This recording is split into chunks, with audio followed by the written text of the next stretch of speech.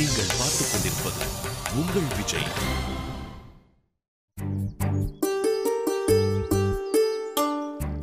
Yeah, tell me. How long is it from the airport? Okay. Okay. What do they charge? 400 pounds. Okay. Fine.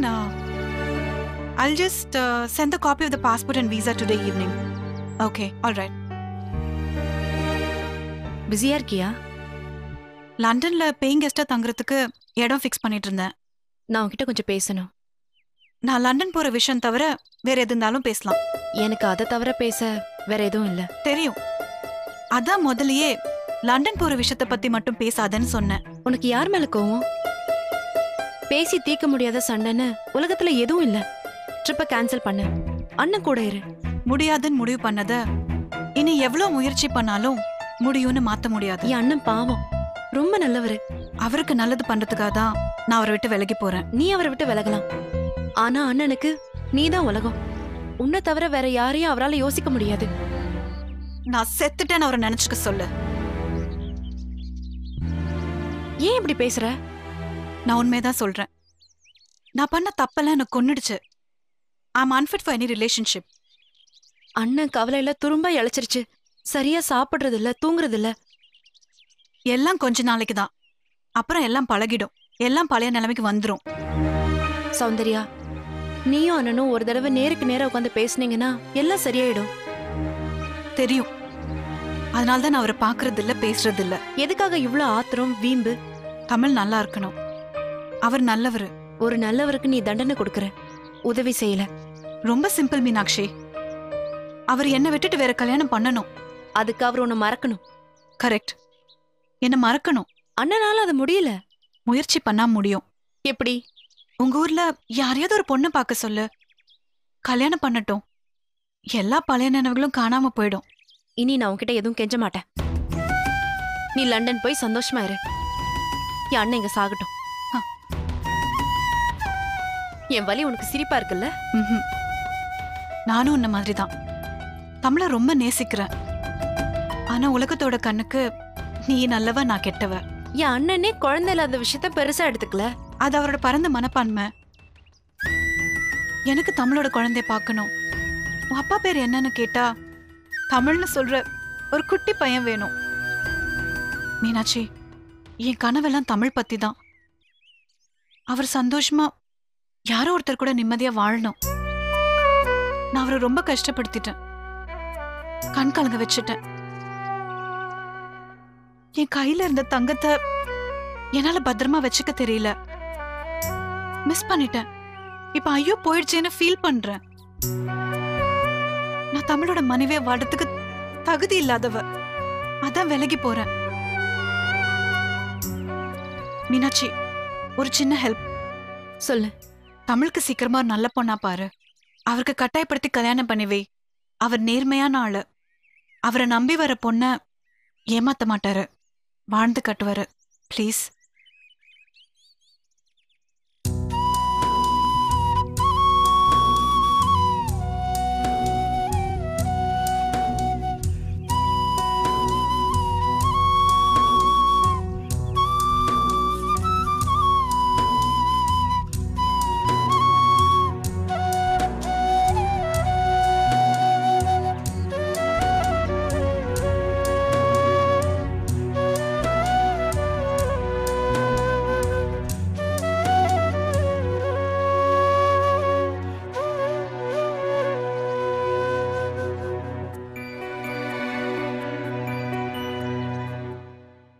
நான் மாந்தோவில் நின்றிருந்தேன், அவன் மாம்பழம் வேண்டும் என்றால். இதான் கடைசி போதும். இதுவரைக்கும் 1.5 மூட்டை பழத்தை முழுங்கி இருக்கீங்க. ஒரு வயசுக்கு அப்புறம் எல்லாத்தையும் சாப்பிடுற தகுதி இருக்கிறவன் ஒலிம்பிக் சாம்பியன் மாதிரி. எல்லாரும் கை தட்டி பாராட்டி என்கரேஜ் பண்ணணும். எங்க கை தட்டிக்கிட்டே போய் இன்னும் 2 பழத்தை எடுத்துட்டு வா பார்க்கலாம். முடியாது. போய் கதவை தரங்க. நீ போய மாம்பழம் சாப்பிடுற ஃப்ளோ மிஸ் ஆயிட போதுமா? பரவாயில்ல, போங்க. இப்ப தெரியுது சாரதா நீ ஏன் ஓவர் வெயிட்டா இருக்கன்னு. இங்க இருந்து கதவு வரைக்கும் கூட வாக்கிங் போக மாட்டேன்ற நான்சென்ஸ்.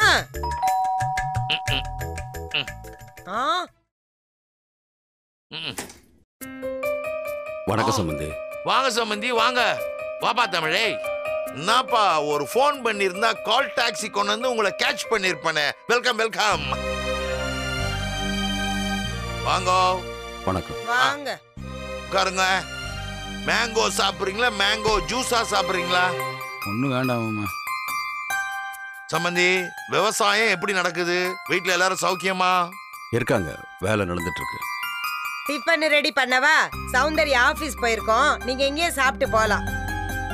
இல்லை இருக்கட்டும் சார். மாமாட்ட சில விஷயங்களை அவசரமாக பேசலான்னு வந்தோம்.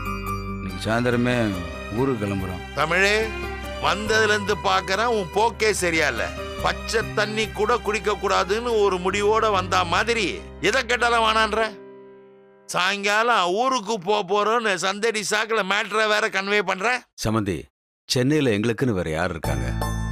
ஒரு 4 நாள் தங்கிட்டு போறதுக்கு. என்னங்க சண்டை போட வந்திருக்கீங்களா? நம்ம 2 பேரும் பொண்ணு கொடுத்து பொண்ணு எடுத்திருக்கிறோம். எங்க வீட்டுல பொண்ணு எடுத்ததுல உங்களுக்கு ஏதாவது பிரச்சனை இருக்கா? இல்ல எனக்கு இருக்கு. அடடா, சௌந்தர்யா விஷயம் வெள்ளை வெட்டிக்கு தெரிஞ்சு போச்சா? குமுறுவார இந்த ஆளு. என்னங்க இப்படி பளிச்சுன்னு எனக்கு உங்க வீட்டோட பிரச்சனைன்னு சொல்லிட்டீங்க? சம்பந்தி, நாங்க கிராமம்தான். மண்ணுக்குள்ள விதைய புதைக்க தெரியும், ஆனா மனசுக்குள்ள விஷயத்தை ஒளிச்சு வைக்க தெரியாது. நீங்க இப்படி எதையும் சொல்லாம மறைச்சிட்டீங்களே சம்பந்தி. அடுத்து வெள்ளை வெட்டி துப்பாக்கிய நம்ம பக்கம் சுடுவாரே. கடவுளே, கண்ணை மூடி குண்ட தாங்கிக்க வேண்டியதுதான். சம்பந்திமா, உங்களை என் தங்கச்சியா தான் நினைச்சேன். ஆனா சம்பந்தி, நீங்களும் நானும் நண்பர்கள் இல்லையா? என்கிட்ட ஒரு வார்த்தை கூட எதை பத்தியும் சொல்லாம மறைச்சிட்டீங்களே.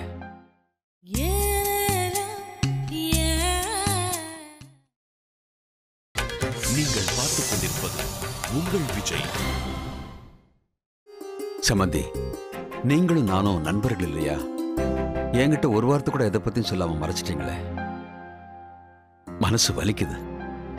மன்னிச்சுங்க. குற்ற உணர்ச்சி. என் மக பண்ண தப்பு. நாசுக்கா அதை சொல்ல முடியாதுல்ல. உங்ககிட்ட சொல்லவே முடியாதுங்க. அவ்வளவு வேதனையான விஷயம். அதான் மன்னிச்சிடுங்க, மன்னிச்சிடுங்க. சம்பந்தி, மீனாட்சி மாதிரி தான் எனக்கு சௌந்தர்யாவும். எல்லா பிரச்சனையும் பேசி தீர்க்க முடியும். சௌந்தர்யா தான் என் மருமக. அவளை விட்டு தமிழ் விலக மாட்டான், விலக விடவும் மாட்டேன். நீங்க பெரிய மனுஷன்றதை நிரூபிச்சிட்டீங்க. பளிச்சுன்னு ஒரே வரியில எல்லா பிரச்சனைக்கும் முடிவு சொல்லிட்டீங்க. கிரேட் சம்பந்தி நீங்க. மாமா, 2 நாளைக்கு முன்னாடி சௌந்தர்யா ஃபோன் பண்ணிருந்துச்சு. லண்டனுக்கு ஏதோ ட்ரெயினிங்காக போறேன்னு சொல்லிச்சு. ஆஹா, போனை போட்டு சொல்லிட்டாளா? பிள்ளையவா பெற்றிருக்கோம், தொல்லைய பெற்றிருக்கோம். லண்டனுக்கெல்லாம் போக வேண்டாம் சம்பந்தி, இங்கே இருக்கட்டும். தமிழ் சௌந்தர்யா திட்டினாலும் பிரச்சனை பண்ணாலும் அதையே சுத்தி சுத்தி வந்து எல்லாத்தையும் சரியாக்கிடுவான். நான் தான் சௌந்தர்யாவை தமிழுக்கு ஃபோன் பண்ணி பேச சொன்னேன். என்ன கேட்டா சௌந்தர்யா லண்டனுக்கு போட்டோம், 1 வருஷமோ 2 வருஷமோ தனியா இருந்துட்டு வரட்டும். மாமா, என்ன மாமா பேசுறீங்க? சௌந்தர்யா வேற கல்யாணத்துக்கு நான் சம்மதம் சொன்னாதான் திரும்பியே வருவாளாம். நடக்கிற கதையா மாமா அது? இரு தமிழ், ஏன் அவசரப்படுற? சௌந்தர்யாக்கு நம்ம மதிப்பு தெரியல. குடும்பம்னா என்ன, குடும்பத்தோட முக்கியத்துவம் என்னன்னு எதுவுமே புரியல. வெளிநாட்டுக்கு போனா இதெல்லாம் அவளுக்கு தெளிவா புரியும். ஏன்னா வெளிநாட்டுக்காரன் பூரா இந்தியாவில் குடும்ப அமைப்பு இன்னும் இத்தனை வருஷமா எப்படி உடையாம இருக்குன்னு ஆச்சரியப்படுறாங்க. பெரிய பெரிய வீட்டிலெல்லாம் ஒவ்வொருத்தரும் சொந்த பந்தம் இல்லாம அனாதியா உட்கார்ந்துட்டு இருப்பாங்க. தனிமை தான் அங்கெல்லாம் பெரிய ப்ராப்ளம். சௌந்தர்யா போட்டும், எல்லாத்தையும் புரிஞ்சு திரும்ப வரட்டும். சரியா வருமா? சரியாயி வருவா, என்ன நம்புங்க. தமிழோட நிலைமையை நினைச்சாதான் என் மனசு கஷ்டமா இருக்கு சம்பந்தி. தமிழ், இது உன் வீடு, நீ எப்ப வேணா வரலாம் போலாம். என்னால உன் மனசுல இருக்க காயத்துக்கு மருந்து போட முடியாது, ஆனா ஆறுதலா இருப்பேன். நீ சௌந்தர்யாவை கண்டுக்காத, இப்ப கூட போய் பார்க்காத. அவ விரும்புறத அவ செய்யட்டும். ஒரு கட்டத்துல எல்லாம் சலிச்சு போய் எதுவுமே சரியில்லைன்னு நினைக்கிறப்போ அவ உன்னை தேடி ஓடியாருவா, என்ன நம்பு. சரி சம்பந்தி, சௌந்தர்யா வெளிநாட்டுக்கு போகட்டும், பார்க்கலாம். ரணகலமாக வேண்டிய இடம் இப்ப கலகலன்னு ஆயிடுச்சு.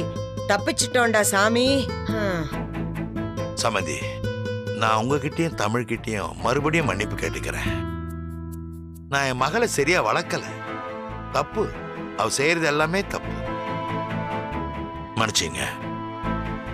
சாரதா, என்னங்க சம்பந்தி கிட்ட மன்னிப்பு கேட்டுக்குமா? அட நீங்க வேற.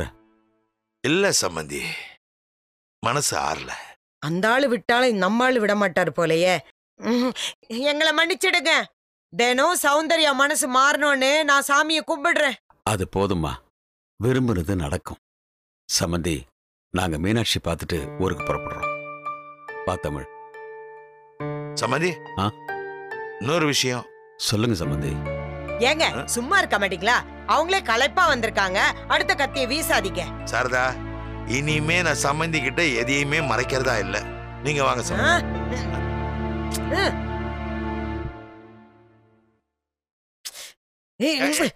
எது வந்தாலும் இங்கே கூப்பிட்டு பேசுங்க. எதுக்கு? நீ போன் பண்ணி உன் மகனை அலர்ட் பண்றதுக்கா? நோ வே. இந்த மனுஷனுக்கு ராஜசேகரன் பேரு வச்சிருக்கிறது பதிலா நாரதரன் பேர் வச்சிருக்கலாம். என்ன போட்டு கொடுக்க போறாரோ?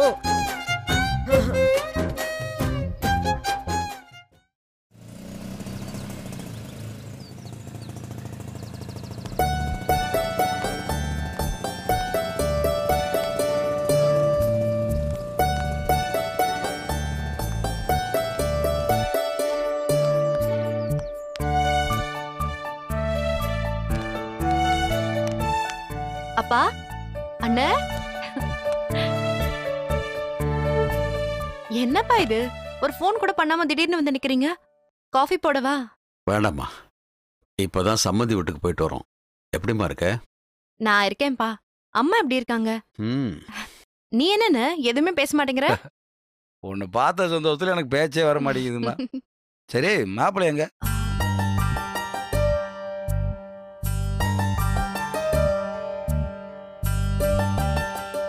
வர நேரம்தான். என்னம்மா, வழக்கம் போல 2 பேருக்கு நடுவுல பேச்சுவார்த்தை இல்லையோ? மீனாட்சி, மாமா எல்லா விஷயத்தையும் சொன்னாரு. 10 பைசாவுக்கு பிரயோஜனம் இல்லாத பிரச்சனைக்கு நீங்க 2 பேரும் பிரிஞ்சு இருக்கிறது எனக்கு என்னமோ நல்லதா படலாமா? நான் பிரிஞ்சு எங்கன்னு போயிட்டேன்? ஒரே வீட்டுல தானே இருக்கோம். அதாம்மா பெரிய தண்டனை.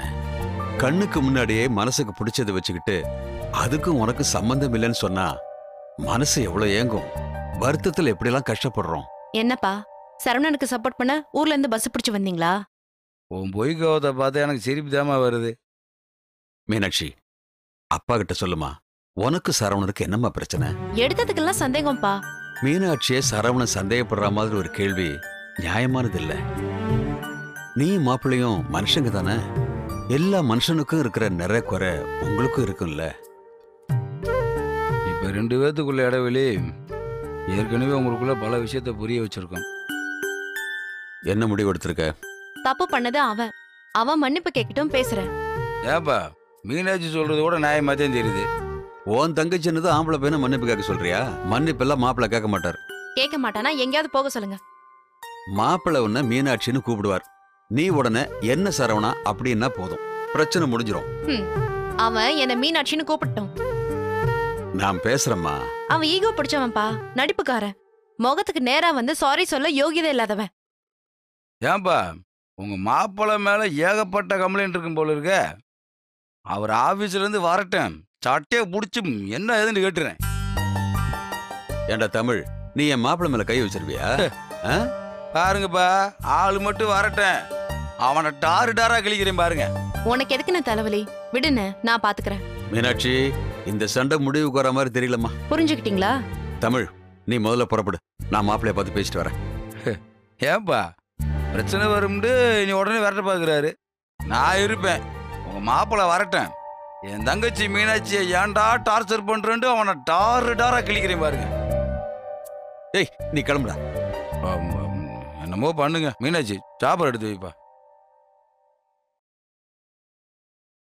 மீனாட்சி, பிரச்சனையே தீர்க்கலான்னு வந்திருக்கோம். நீ அதை தீவிரமாக்கிடாதம்மா.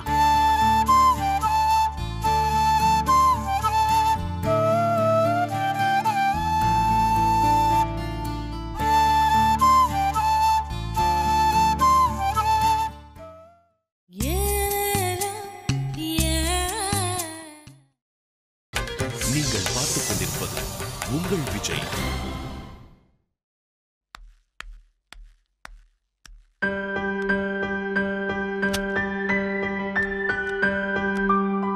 வாங்க மாப்பிள்ள. வாங்க மாமா. வாங்க தமிழ். நல்லா இருக்கீங்களா மாப்பிள்ள? இருக்கேன். என்ன மாப்பிள்ள மூஞ்சி கொடுத்தே பேச மாட்டேங்கிறீங்க? டயர்டா இருக்கேன்.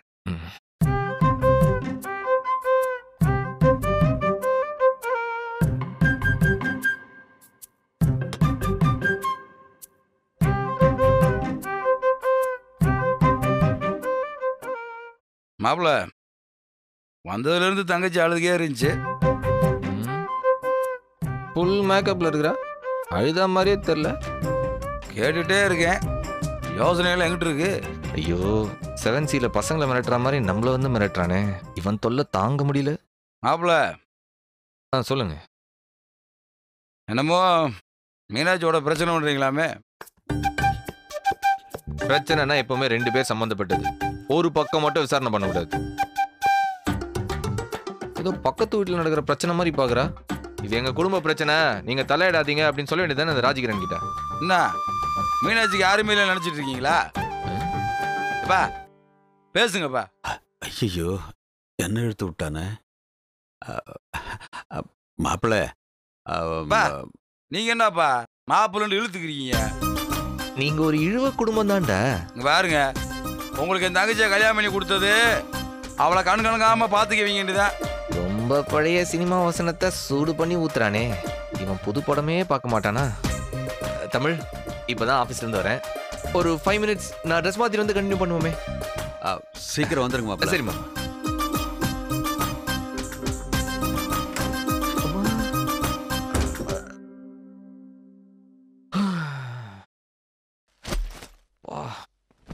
அம்மா தப்சண்டா சாமி. நீங்க தப்பிச்சிட்டோம்னு நினைக்காதீங்க. ஏய், நான் நினைச்சது எப்படி உங்களுக்கு கேட்டுது? அண்ணே விடுன, பாவம் அவன்.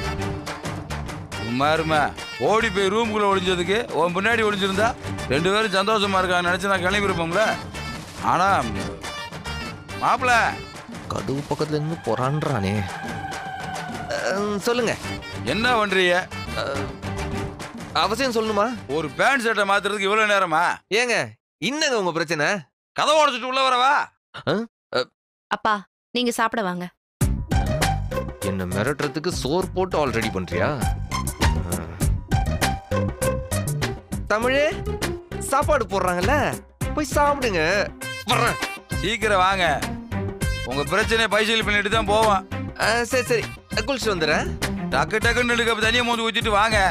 நீங்க டக்குன்னு 2 வாய் எடுத்து போட்டுருங்க, தான் வந்துடுறேன்.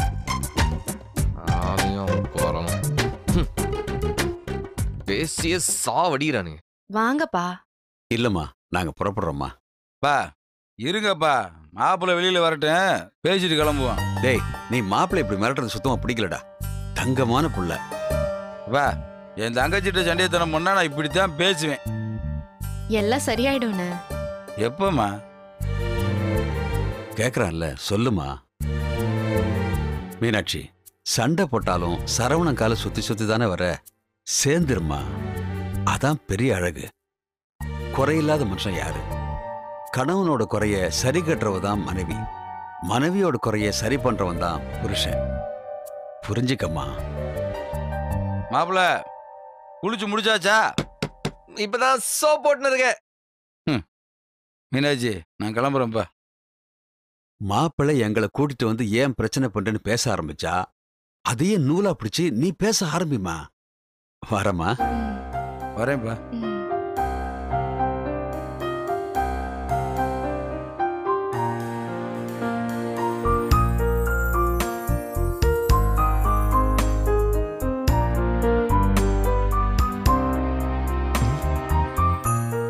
என்ன சத்தத்தை காணும்?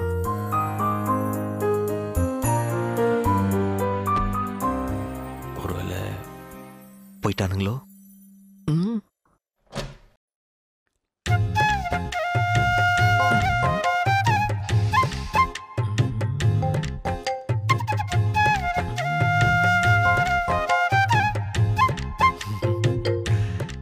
ஆளை காணும். கீழே ஒரு வாட்டி பார்த்துருவோம்.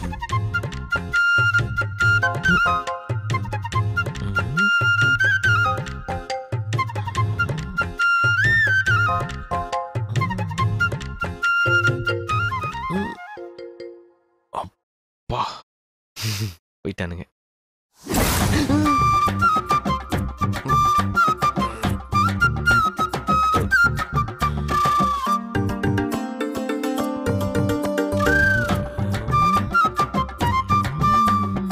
நான் யாருக்காகவும் பயப்படுறது கிடையாது.